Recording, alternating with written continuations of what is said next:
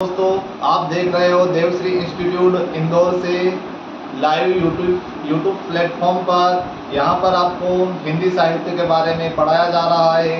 हमने कल की क्लास में हिंदी साहित्य का इतिहास कहाँ से स्टार्ट हुआ उसके बारे में पढ़ा है तथा हिंदी साहित्य का इतिहास आत्मपरक इतिहास है, साथ ही पश्चिमी इतिहास था वह वस्तुपरक इतिहास है। हम दोनों के बारे में अंतर भी समझ चुके हैं। आज की क्लास में साहित्य इतिहास से संबंधित महत्वपूर्ण परिभाषाएं जो कि अनेक विद्वानों ने अपने मत अनुसार प्रस्तुत की है, उनके बारे में हम पढ़ने जा रहे हैं। तो ध्यानपूर्वक क्लास को देखिए और बिल्कुल पूरा वीडियो देखिए, साथ ही इसका नोट्स भी बनाते चलिए। तो क्लास स्टार्ट करते हैं। सबसे पहले इटालियन विद्वान, इटालियन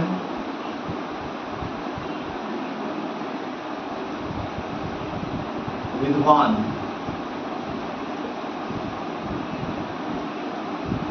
विको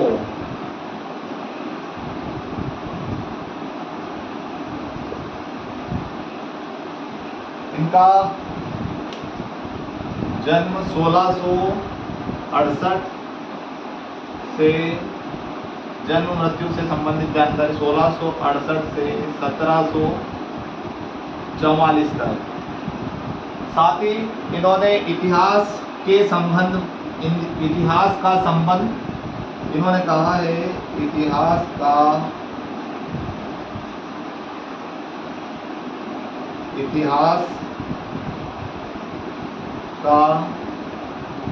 संबंध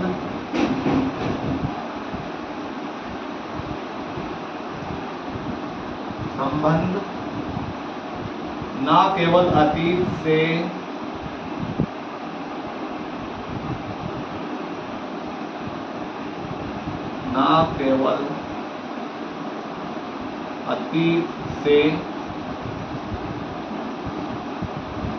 और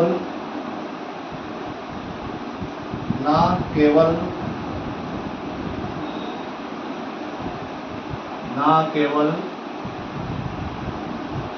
वर्तमान से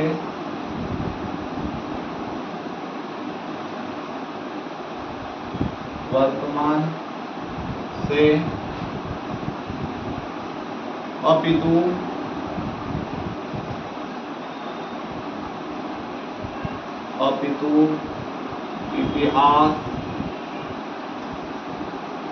इतिहास का संबंध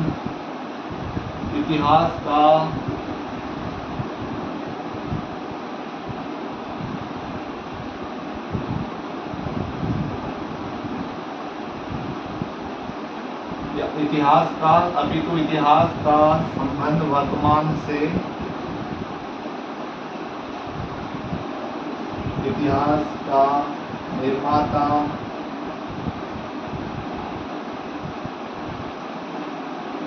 मनुष्य स्वयं से है। मनुष्य स्वयं से है।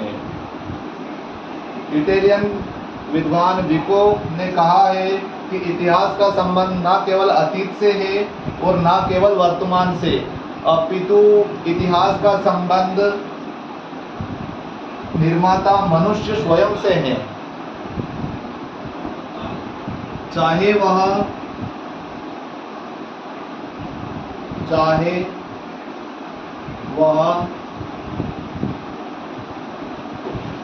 जिस युग का हो,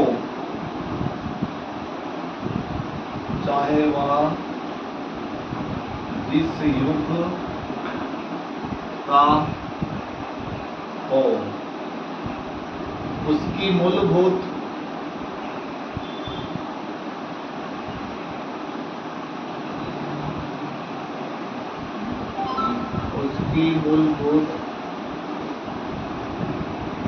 प्रवृत्ति एक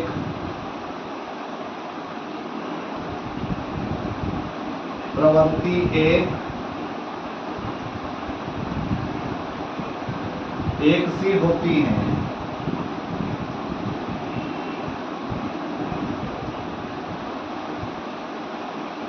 एक सी होती हैं, चाहे वह किसी भी युग का हो, जो उसकी प्रवृत्ति है, जो मूलभूत उसकी जो नीति है, वो तो वही रहेगी, चाहे वो किसी भी युग का हो। इटालियन विद्वान द्वारा यही परिभाषा दी गई है। अब इसको आप नोट कर लीजिए, इस परिभाषा को आप समझ चुके होंगे। अब मैं अगली परिभाषा आपको समझाने जा रहा हूँ, जो कि कलिंगवुड द्वारा प्रस्तुत की गई थी, तो आप इसको भी ध्यानपूर्वक समझिए।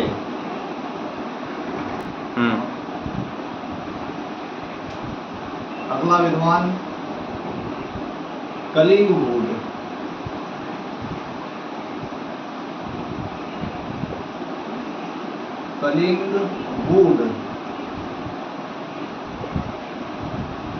कलिंगवुड ने इतिहास का संबंध इन्होंने कहा है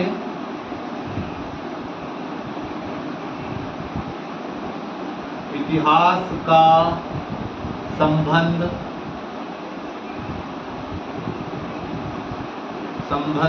ना केवल ना तो अपने आप में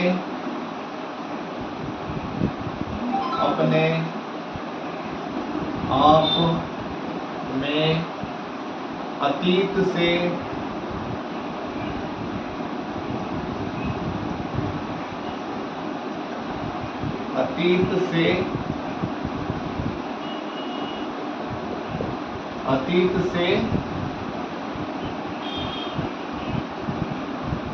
और ना तो अतीत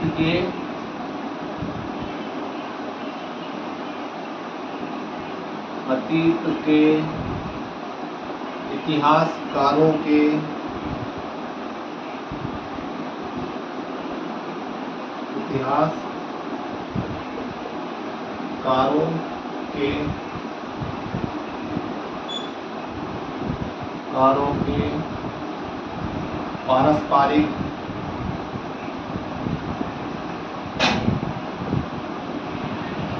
पारस्परिक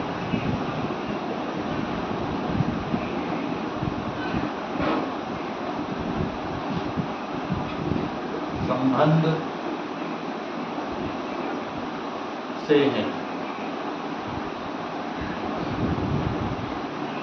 कलिंगवुड विद्वान ने कहा है कि इतिहास का संबंध ना तो अपने आप में अतीत से और ना ही अतीत के इतिहासकारों के पारस्परिक संबंध से है। तो इन्होंने कहा इतिहास का संबंध किससे है? फिर अतीत का वह इतिहासकारों का पारस्परिक संबंध से है, बल्कि अतीत का वह, कलिंगवुड ने कहा इतिहास का संबंध ना तो अपने आप में अतीत से है और ना ही अतीत के इतिहासकारों से, और ना ही अतीत के इतिहासकारों से, ना ही अतीत के इतिहासकारों से, बल्कि इतिहास का संबंध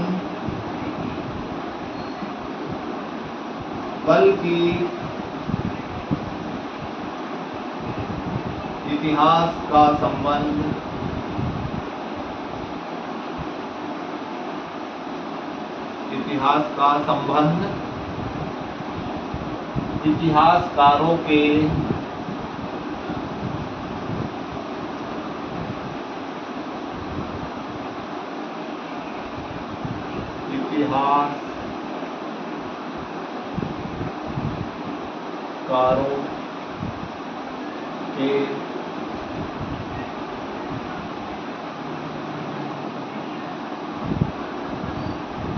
पारस्परिक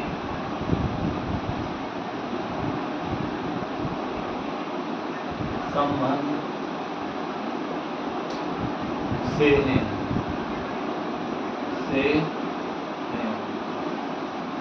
इनका मानना है कि इतिहास का संबंध इतिहासकारों के जो पारस्परिक उनका संबंध है उन्हीं से है। यह कलिंगवुड की परिभाषा हम समझ चुके हैं, इसका वर्णन कर चुके हैं। अगला विद्वान जिन्होंने इतिहास के बारे में जो परिभाषा दी है उनका नाम है हीगल। हीगल के अनुसार हम अगली परिभाषा समझने जा रहे हैं, आप इसे नोट कर लीजिए, ज़्यादा बेहतर होगा।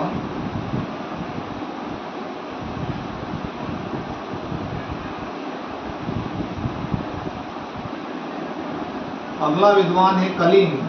कलिंग ने इतिहास के बारे में क्या कहा है ये अभी हम समझने जा रहे हैं।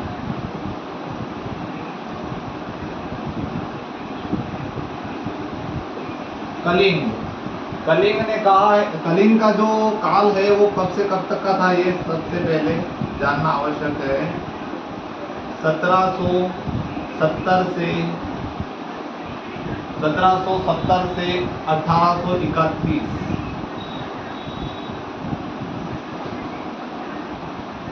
इतिहास केवल घटनाओं का अन्वेषण व संकलन मात्र नहीं है। कलिंग ने कहा है इतिहास केवल घटनाओं और अन्वेषण का घटनाओं और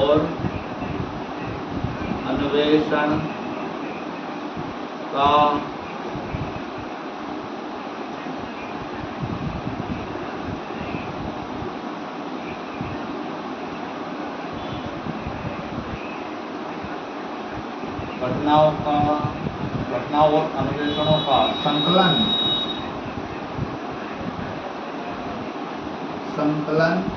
मात्र नहीं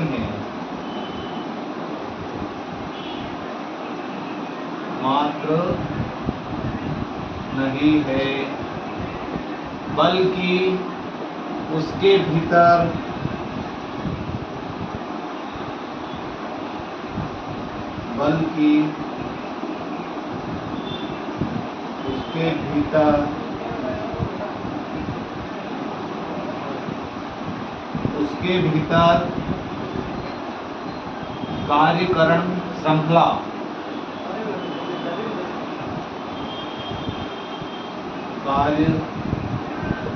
कार्यकरण श्रृंखला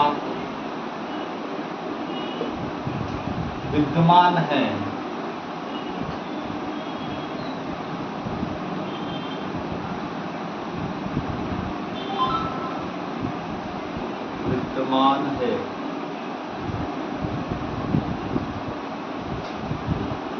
कलिंग ने कहा है इतिहास केवल घटनाओं और अन्वेषण का संकलन मात्र नहीं है, बल्कि उसके भीतर कार्यकरण श्रृंखला विद्यमान है कि पहले क्या क्या कार्य हुआ था, कैसे हुआ था, वो टोटल इंफॉर्मेशन इसी श्रृंखला के अंदर विद्यमान है।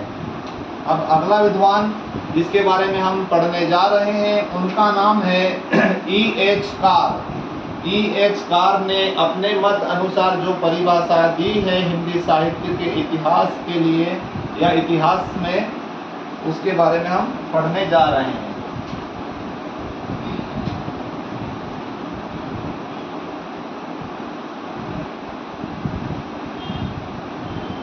अगला विद्वान E.H. Car.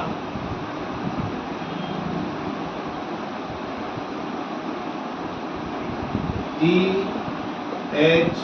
Car. E.H. Car ने कहा है अतीत की घटनाओं को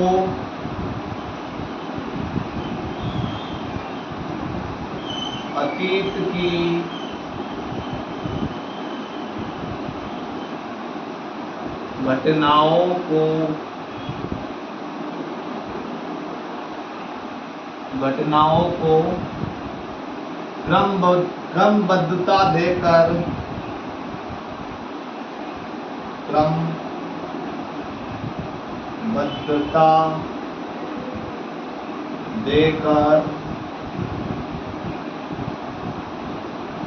उसे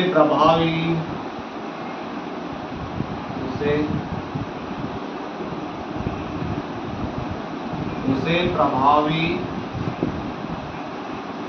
रूप से व्यवस्थित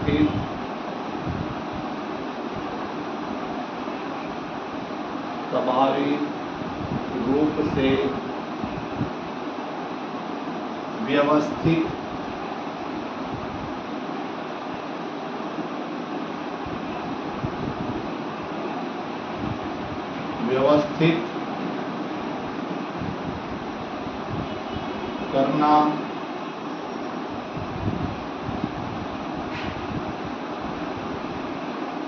इतिहास है।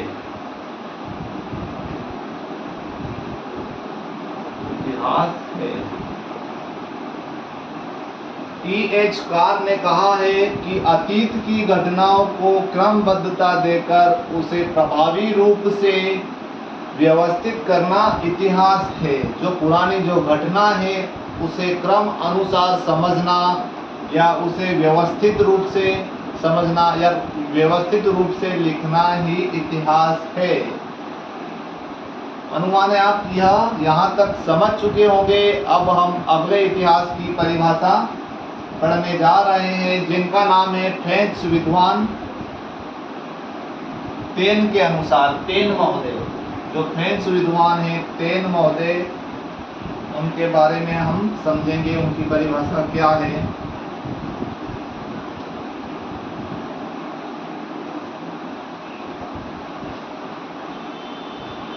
फ्रेंच विद्वान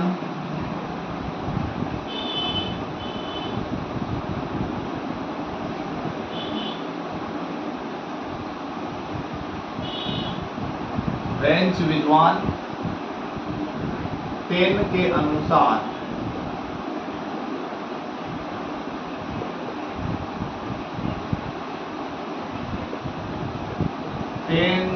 अनुसार साहित्य, इन्होंने कहा है कि साहित्य की विभिन्न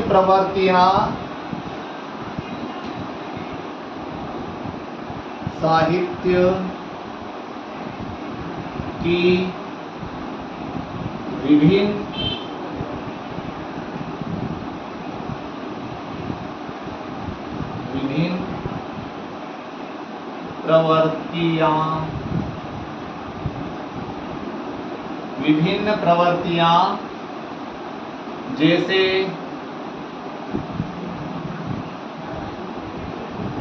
जाति, वातावरण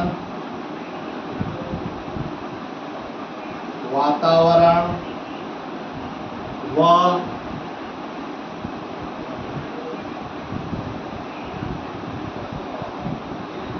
क्षण विशेष या क्षेत्र विशेष,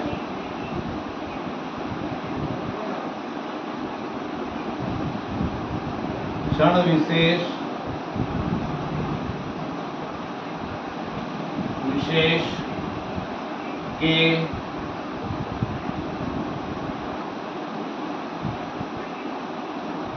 आधार पर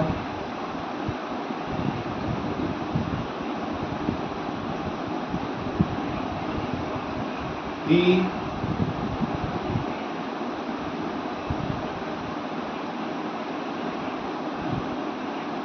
साहित्य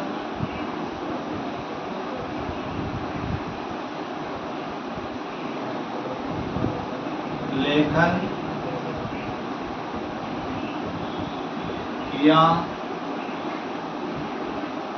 जाता है।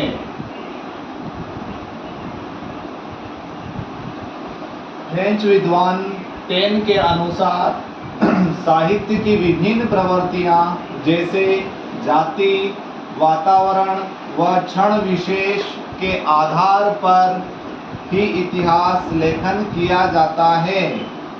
इन्होंने कहा है कि इतिहास जो लिखा जाता है वह विभिन्न प्रवृत्तियां, वहाँ की जाति और वातावरण, आसपास का वातावरण क्या है क्या नहीं, तथा वहाँ पर प्रचलित जो कार्य वगैरह जो भी है, जैसे वहाँ की जाति वगैरह, उनको सभी को ध्यान में रखकर इतिहास को लिखा जाता है।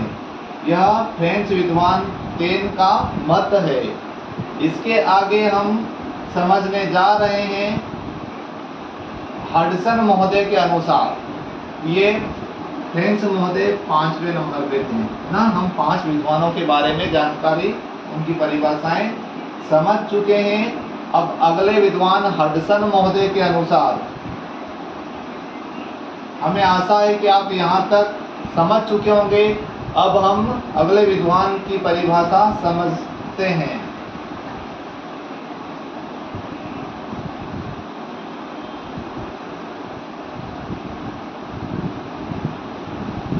अगले विद्वान हडसन महोदय,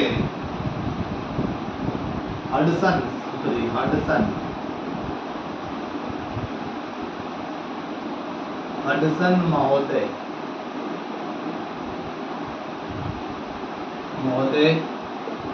के अनुसार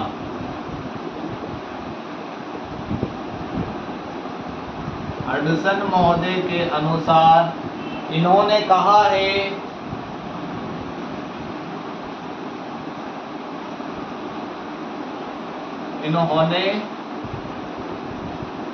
टेन महोदय, हम टेन के बारे में पढ़ चुके हैं अभी। टेन के विचारों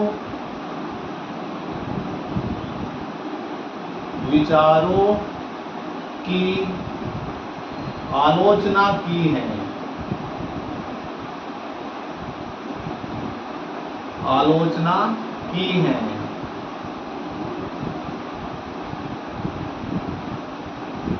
इनका आलोचना की, इनका मानना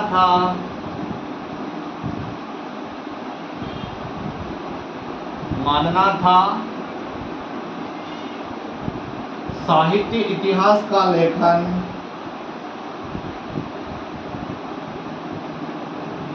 साहित्य इतिहास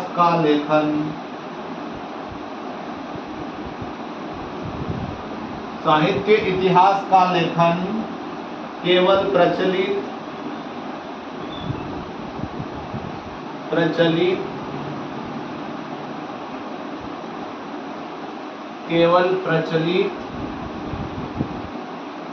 प्रवृत्ति या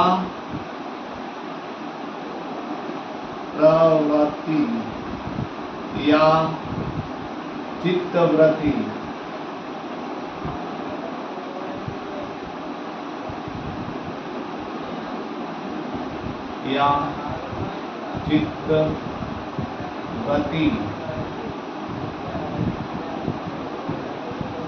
के आधार पर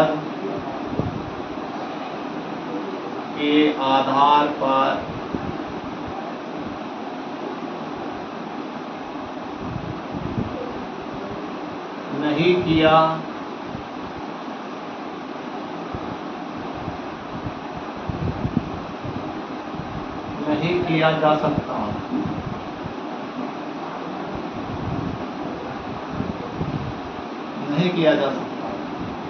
हडसन महोदय ने टेन महोदय के विचारों की आलोचना की है और यह मानते हैं कि साहित्य इतिहास का लेखन केवल प्रचलित प्रवृत्ति और चित्तवृत्ति के आधार पर नहीं किया जा सकता, बल्कि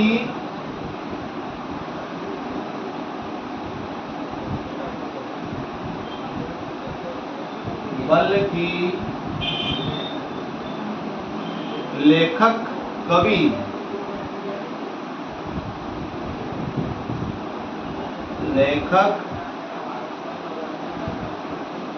कवि या कवि के व्यक्तित्व व प्रतिभा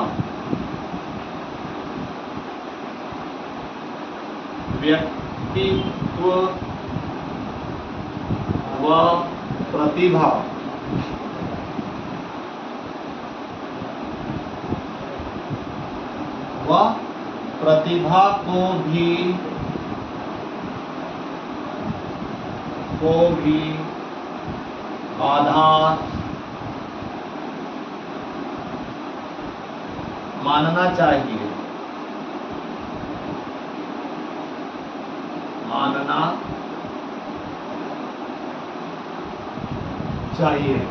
हडसन महोदय के अनुसार इन्होंने टेन महोदय की जो विचारधारा थी उसकी आलोचना की गई है और इन्होंने साथ ही कहा है कि लेखक कवि के व्यक्तित्व व प्रतिभा को भी उसका आधार मानना चाहिए, केवल वह प्रवृत्ति और चित्तवृत्ति के आधार पर इतिहास का लेखन संभव नहीं मानते तथा वह टेन महोदय की आलोचना करते हैं। अब अगले इतिहासकार के बारे में हम समझेंगे। अभी तक हम 6 इतिहासकारों के बारे में पढ़ चुके हैं। इनकी परिभाषाओं को हम ध्यानपूर्वक पढ़ चुके हैं, इनका वर्णन कर चुके हैं।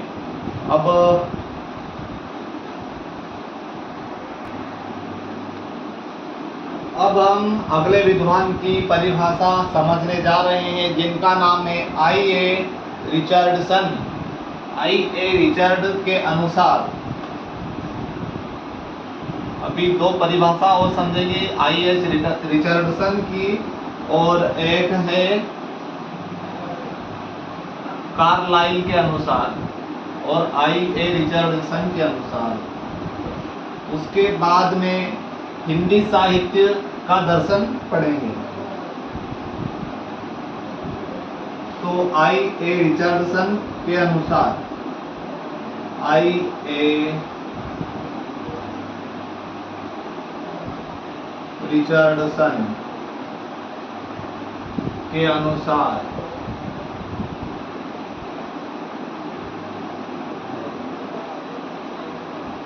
I.A. रिचर्डसन के अनुसार इतिहास का लेखन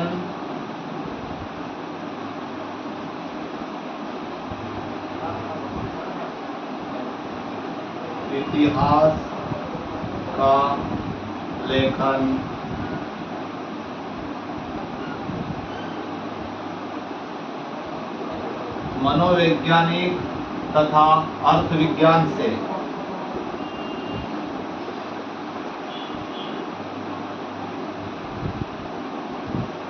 मनोवैज्ञानिक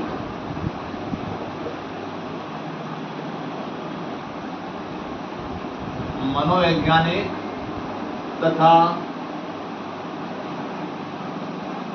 अर्थविज्ञान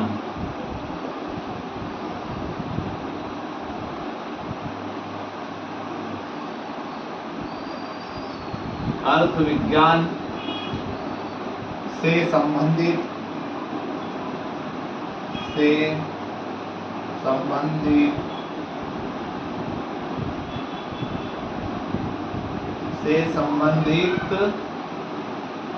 होना चाहिए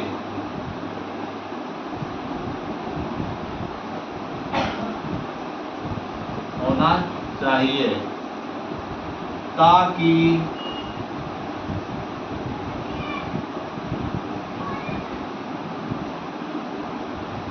भाषा के साहित्य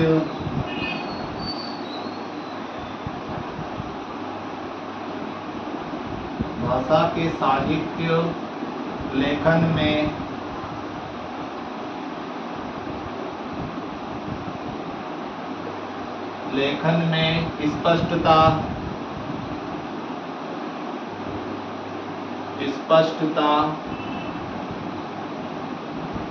स्पष्टता लाई जा सके।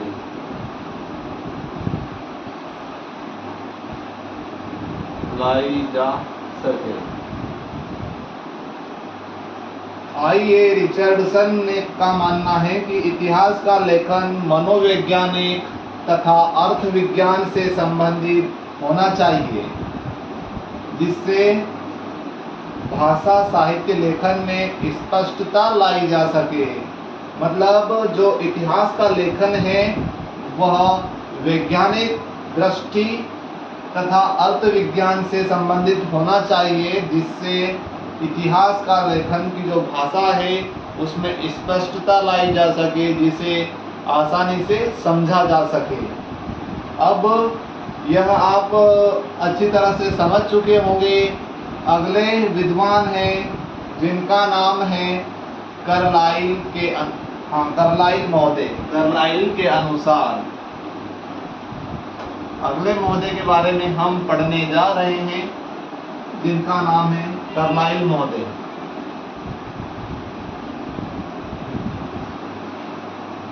कार्लाइल महोदय के अनुसार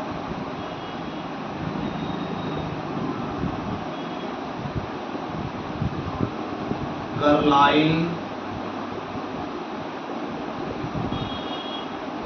महोदय के अनुसार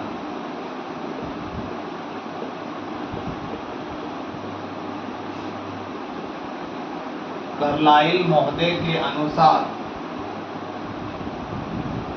इनका मानना था किसी राष्ट्र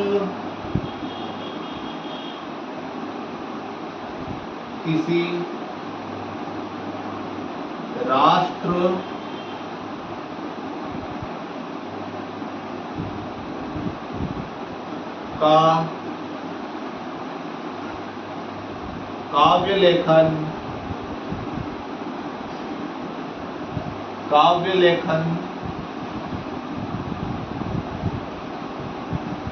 साहित्य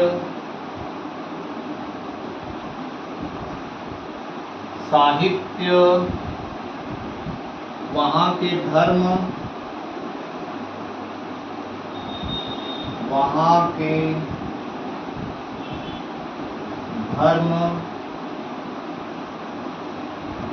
कर्म वैज्ञानिक मनोवृत्ति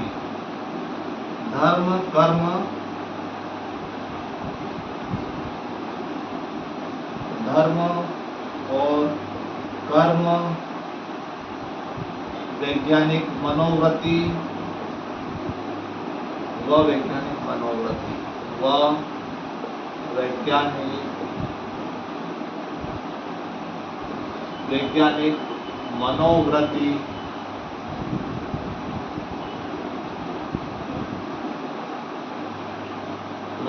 मनोवृत्ति के अनुसार होता है कि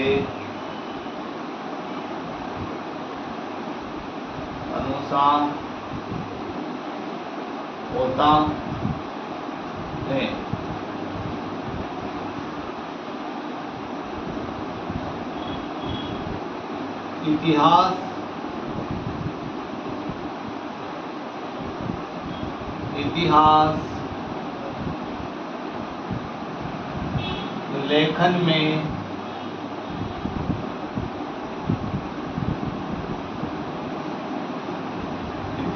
लेखन में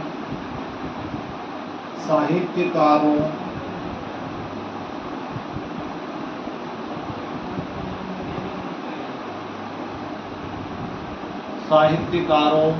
को यह बात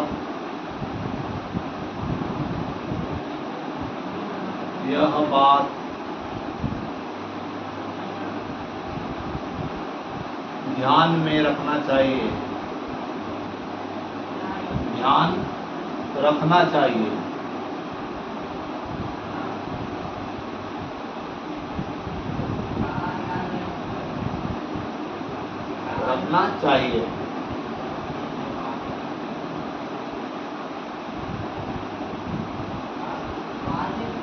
कि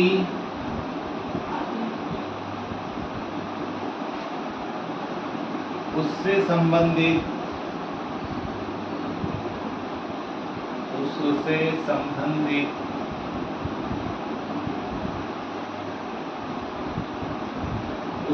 संबंधित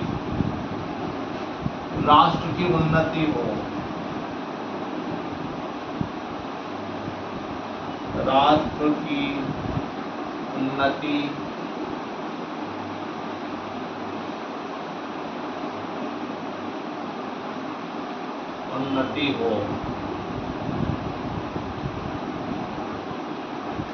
साहित्य इतिहास से संबंधित महत्वपूर्ण परिभाषा में हम लगभग 8 विद्वानों के बारे में पढ़ चुके हैं कि इनका मत क्या क्या था।